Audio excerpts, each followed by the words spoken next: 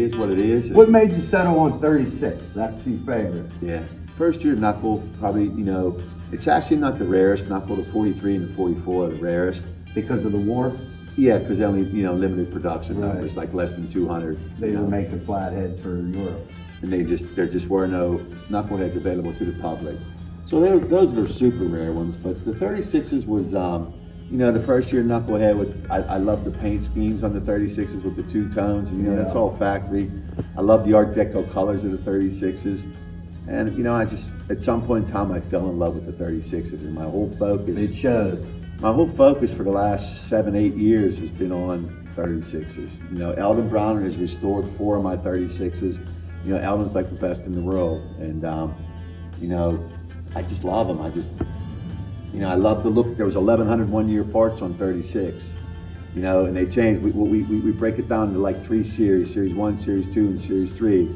You know, Series 1 being like, say, the first 500 bikes, Series 2 being the next 500, and Series 3 being the last 500, give or take. And we know there's, I don't know, 1,600. We can argue till we're blue in the face about how many they made.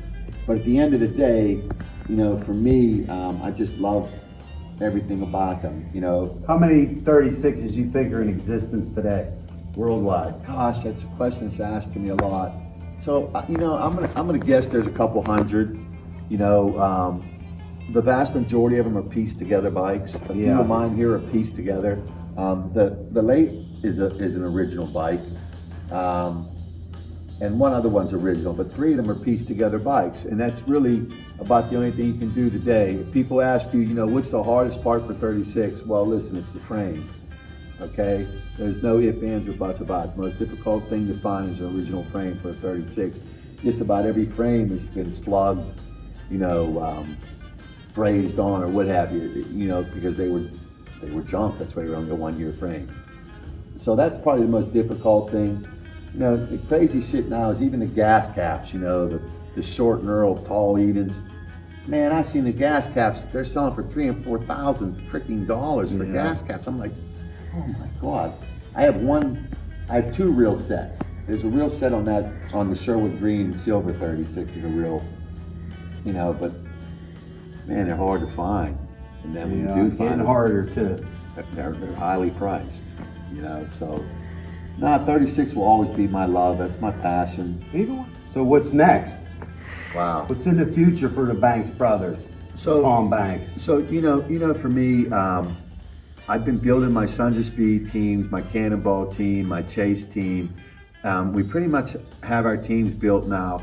So I'm going to go back to collecting. Okay, for the last couple of years, I haven't collected as much as I had in the past because I was building teams and building this museum, and you know, I don't have unlimited money.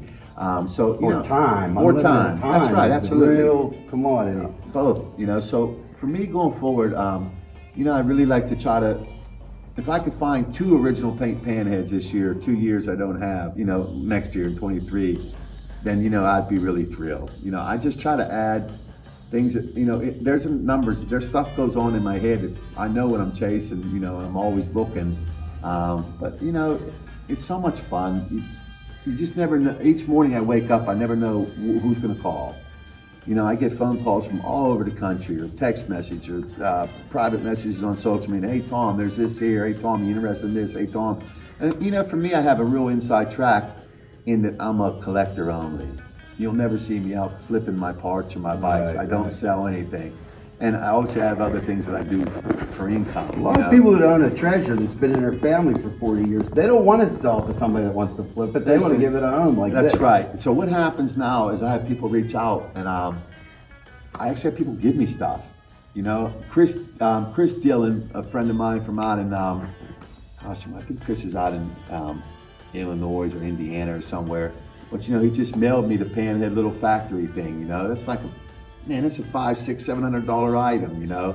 The guy just sent it to me, you know, hey Tom, this belongs in your museum. So I do get some of that, and it's really nice. I know Wheels Through Time has some bikes there that people just bring them down and park them there. Because otherwise it'll never be seen again. Right. Okay. Sit in the back of someone's barn. Sit in the back somewhere where no one will ever see it, never appreciate it. You know, this way they can say my dad's bike's in a museum.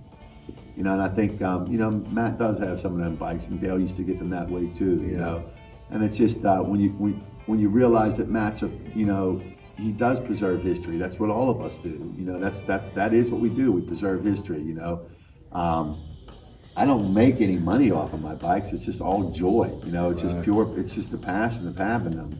And my dad bought us Briggs and Strattons, and this was in McKeesport in the '60s. Yeah. And bikes didn't roar past all day. You didn't see a Harley go past Right. every half Right. hour, every 10 minutes or Right. whatever. And he had a buddy, Dave, that had a big Elvis dresser. I mean, it had lights all over Yeah. it, you know, and I was about 6 years old. He took me for a ride on it.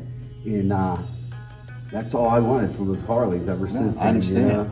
All of us had some kind of influence at some point in our Yeah. life. Okay, you know, obviously for me, I was born into it. You know, but you know, it might have been an uncle, a brother, a cousin. You know, it could have been Joe that went down the street on a Harley that you was a young kid and that made an influence on you. You know. Yeah, So this guy took me for a ride, and I that can was it. remember thinking it was the that was greatest it. thing ever. That was it. I get I've it. had a bike my whole life ever since Yeah. then. I've always had something, you know. Yeah. No, I get it.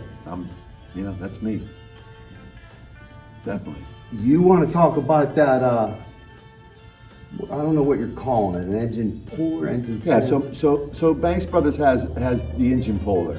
It's the only puller in the world that pulls the motor out of a Harley. You know, if you go to the Banks Brothers Motorcycles website, you'll see it. We're also going to move it over to Competition Distributing. That's coming next. We're actually going to market it through Competition because obviously we have a much bigger following. Would you say necessity was the mother of that invention? Absolutely. I hurt my back. Yeah, and then who wants to motor. grab bear hug that Exactly. motor? That's exactly what happened. George said, I'm going to go home and build a puller.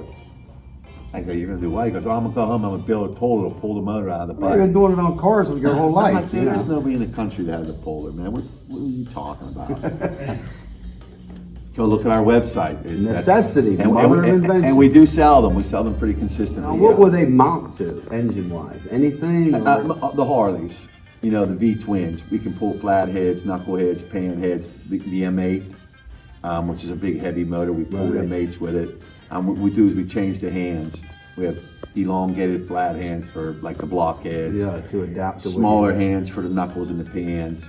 You know, so Yeah, you got to make it so they could be used on absolutely, other stuff. Yeah. absolutely. But you know, we use them ourselves. Again, you know, we're getting too old to be carrying the motors around. You'll have two bad shoulders. I have two bad shoulders and a bad back to boot. Well, With that. your tour here today was super interesting, I'll tell you that. It was a pleasure to talk to you. We're going to put a video together for you on Scooterville. I'm going to make sure you get Cool. a copy of it. Cool.